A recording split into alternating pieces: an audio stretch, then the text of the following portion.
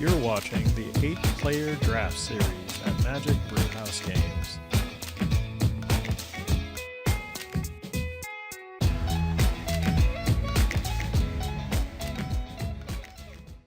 Hey everybody, welcome back. We're in round 3, match 1, game 1, which is the finals of our 8-player draft series. I'm Ludi Simone, and I'm joined today by Drew Bradshaw. Hey, Lou.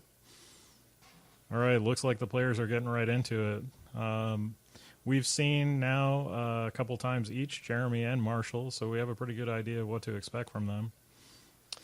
It's going to be interesting to see if Jeremy can keep the game under control with Marshall's rally triggers and his ally deck that he's got going on.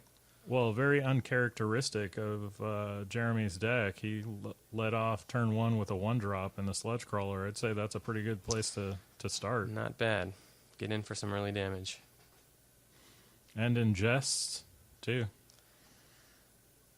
Looks like he ingested a Belligerent Whiptail.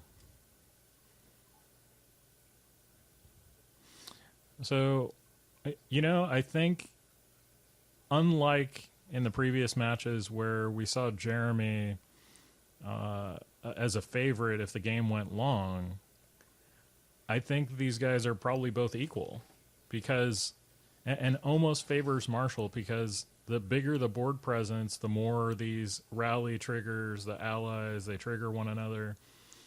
And absolutely. It's kind of the way I think Jeremy's going to have to take this approach with controlling the board the same way that you would kind of control a Devotion deck. Devotion when left unchecked can just get out of control so fast, and if he doesn't keep pressure on Marshall's board presence more so than his life total, he can find himself in a bad spot pretty quick. I think how you related it to Devotion was really good, right? Because the allies need to be, kept in check so they don't get out of control. So Titan's Presence revealing Ulamog's Reclaimer. That's kind of an interesting foreshadowing too, because the Reclaimer is going to be able to get it back when it gets down there. Mindraker.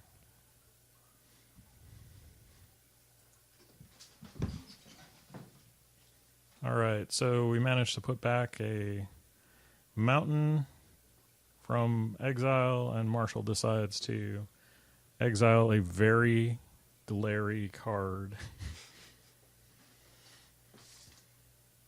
Probably Nirkana Assassin based on the color there.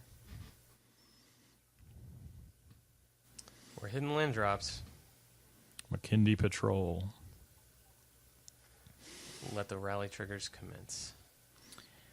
Yeah, I think we've seen Marshall's deck in the previous matches just get really out of control, so we also know that he's a little light on combat tricks, but certainly removals with Gideon's Reproach is one way to answer that Mindraker. I think Jeremy was hoping he would take the trade there, but Marshall is not falling for that.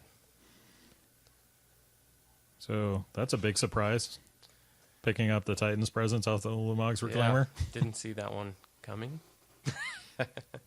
Or going. Yeah.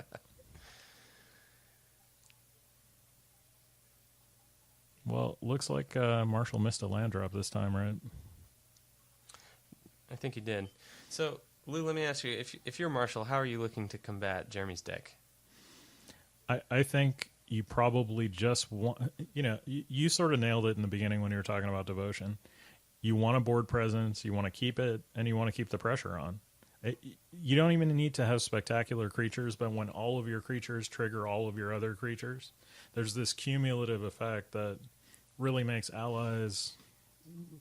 This is where, in the limited format, you see the most synergy, in my opinion. So do you think that would lead Marshall to lines of play where he would maybe withhold some plays in his hand until he can have that one big turn or two big turns in a row to really get the triggers going? Or maybe even hold back combat to, make sure your creatures survive. It's possible. Clearly that's not his plan right here, but,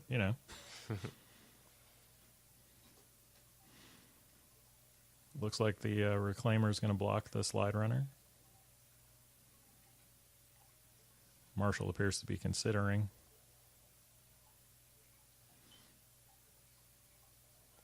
Still considering.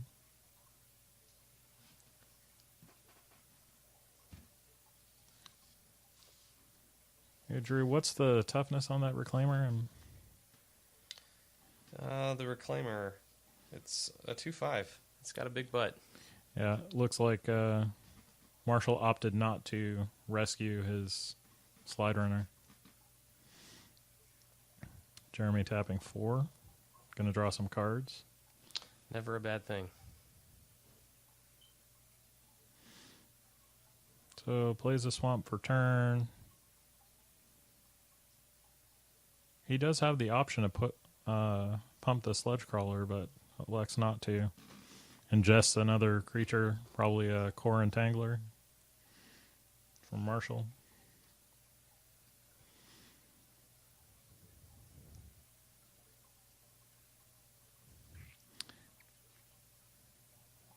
Well, Marshall's definitely spending some time. Looks like he wants to tap out. Angelic Captain. Okay, so he's got a rally trigger. So this one's interesting in that with the Captain, it doesn't have rally, but it gets a bonus based on other allies that attack. Jeremy's not having any of that. Yep. That was a pretty definitive Demon's Grasp if I've ever seen one.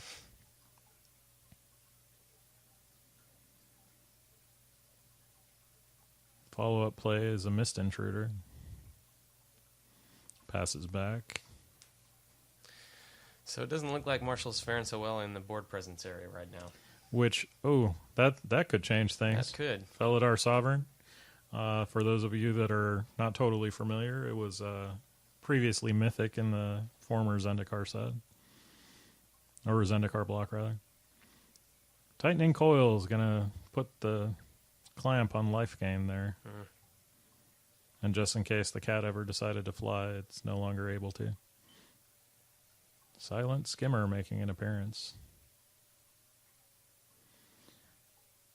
What do you think Marshall's going to be able to do to get out of this one? Because just the ingesting alone looks like it's really starting to hurt Marshall there. Well, and that's what Jeremy's going for. If he can get in with his little creatures, get the ingest going, it's really going to fuel his late game when he gets, the Oblivion Sower out.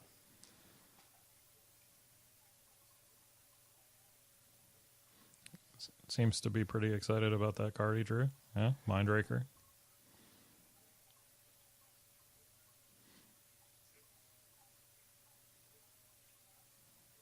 So Marshall's going to take 2 right off the bat from the Silent Skimmer.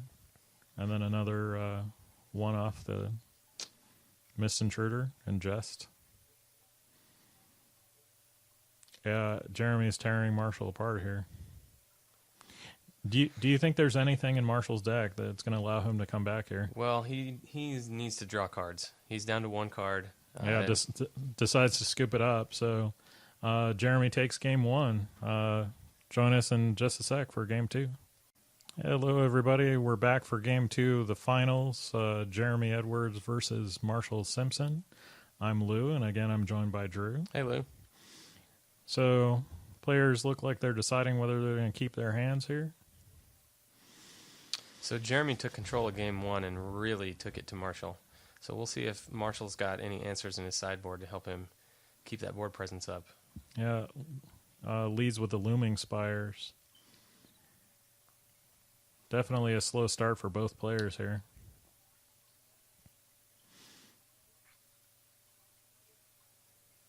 And Marshall decides to get in with a Calastria Healer. Getting on the board with the rally trigger creature is definitely what Marshall wants to do. The earlier he can get that synergy going, the better off he's going to be. And that one in particular, the healer, means each time he puts an ally down, he's going to drain Jeremy for 1 point. So there we go. Oh, now we got double the fun here. I think this could get out of control very fast. This could get out of control quick. Most of Jeremy's smaller creatures not going to be enough to get him out of this hole. He's going to have to get to some removal. before these triggers start to catch up with him. So definitely behind the 8 ball for Jeremy here. And you'll notice that his Sunken Hollow came in tapped here because that's not a basic land, the Mortuary Mire there. So it's like he's behind a turn. Marshall crashing in for 2. Passes back. That's too bad we didn't see a follow-up play. Kind of leaves an opening for Jeremy here. See which way he decides to go. Cloud Manta. Passes back. Not enough to necessarily cause Marshall concern.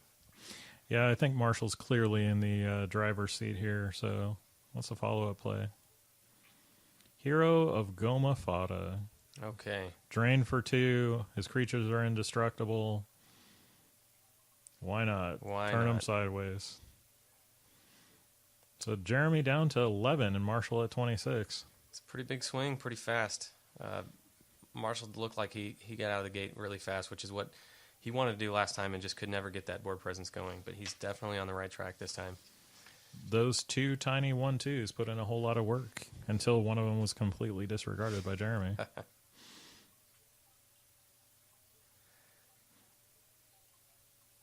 So what's Jeremy? Oh my gosh. Resolute Blade Master, his drain for 1.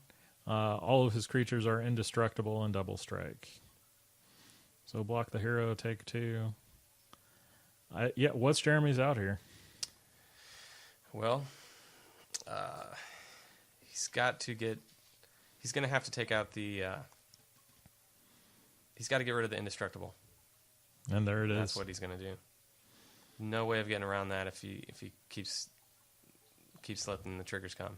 So he slowed the bleeding, but, will it be enough to stop double strike coming through if Marshall puts down another ally? And I'm kind of thinking the answer is no. Jeremy scoops it up. So we're going to get a game 3 out of our finals here. 2 quick games so far. Yep. Join us in just a sec for game 3, everybody. All right, everybody. We're back for game 3 of the finals. Again, this is Lou, and I'm joined right here by Drew. Hey, Lou. So Jeremy won. Marshall won.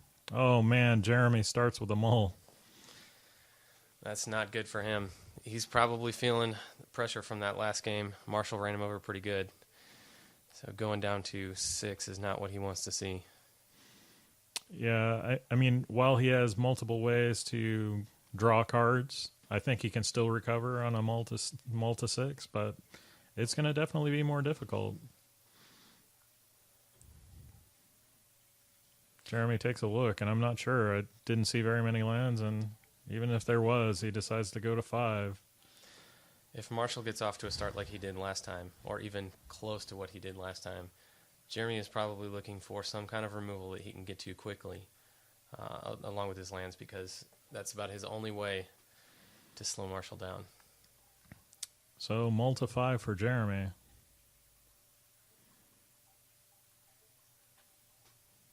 That also does not look terribly good. He decides to keep. Leads with the swamp.